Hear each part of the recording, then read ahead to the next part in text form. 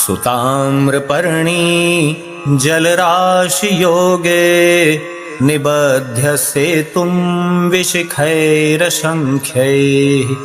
श्रीरामचन्द्रेण समर्पितं तं रामेश्वराख्यं नियतं नमामि। श्रीरामेश्वराय नमः।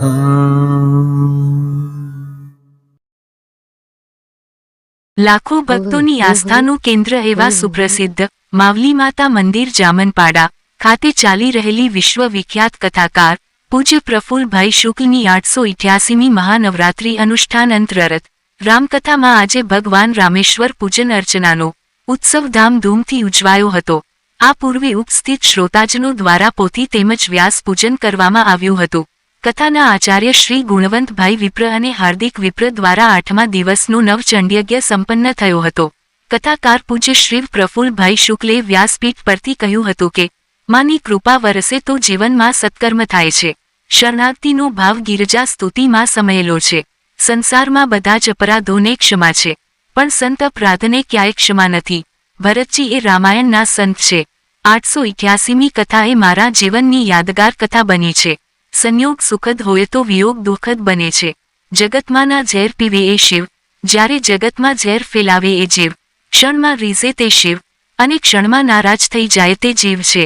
કથામાં અયોધ્યાકાંડ, અરણ્યકાંડ, લંકાકાંડ અને સુંદરકાંડની સિદ્ધ ચોપાઈઓનું પારાયણ કથાકાર પ્રફુલ્લભાઈ શુક્લ દ્વારા તુલસીપીઠ પરથી કરાવવામાં આવ્યું હતું। આજે શ્રીમતી જ્યોત્સનાબેન જીતુભાઈ રાઠોડ અને એમના પરિવાર દ્વારા ભગવાન રામેશ્વરનો અભિષેક કરવામાં આવ્યો હતો। માટીના પાર્થિવ શિવલિંગની સ્થાપના આયોજકો દ્વારા કરવામાં આવી હતી। 11 રસોથી ભગવાન રામેશ્વર ભગવાનનો અભિષેક કરવામાં આવ્યો હતો। કિશન દવે અને માક્ષિત રાજ્ય ગુરુ દ્વારા રુદ્રીનો પાઠ કરવામાં આવ્યો હતો। હર હર મહાદેવના પ્રચંડ નાદ સાથે વાતાવરણ ગુંજી ઉઠ્યું હતું। ઉપસ્થિત વિશાળ સંખ્યામાં ભાવિક ભક્તો દ્વારા સમૂહ આરતી ઉતારવામાં આવી હતી।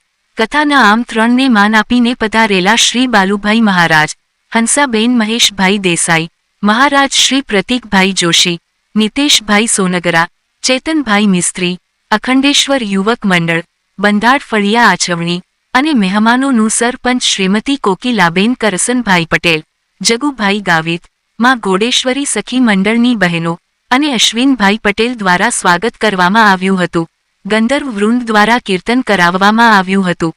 પ્રતીક પટેલ અને મુકેશ પટેલ દ્વારા વ્યવસ્થા સંભાળવામાં આવી હતી। નિત્યક્રમ અનુસાર હજારોની સંખ્યામાં ભાવિક ભક્તોને મહાપ્રસાદ આપવામાં આવ્યો હતો। આવતીકાલે રામરાજ્યાભિષેકની કથા સાથે કથાને વિરામ આપવામાં આવશે, જેની તૈયારીઓ આયોજકો દ્વારા કરવામાં આવી રહી છે। બ્યુરો રિપોર્ટ અભિનવ સુરત ન્યૂઝ ચેનલ, એડિટર પ્રકાશ પટેલ સુરત।